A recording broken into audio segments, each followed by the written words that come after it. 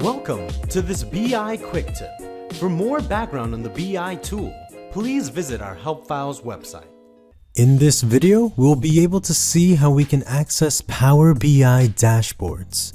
This video is mainly for consumers. Starting from any web browser, we'll type in the URL app.powerbi.com. Hit enter and then log in with our account here.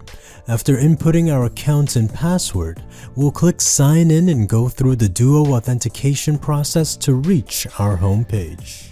From our home page, we'll be able to scroll and see our favorites plus frequents, recent, shared with me, my apps, workspaces, recommended apps, and getting started with Power BI. The next tab is favorites, and we could expand the arrow here to see what files we have marked as our favorite.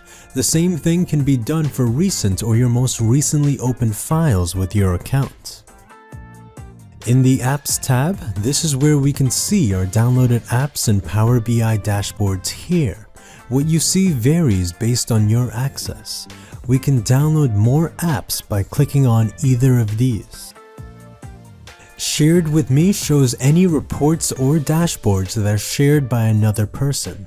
Learning Center shows you what's new for Power BI as well as any training that you may want for the application. Workspaces shows you the teams that your account is in from Microsoft Teams. And My Workspace shows you any reports that you have published there from Power BI Desktop. Thank you for watching this episode of the BI Quick Tips series. You can find all BI Quick Tip videos on the Help Files website. Until next time.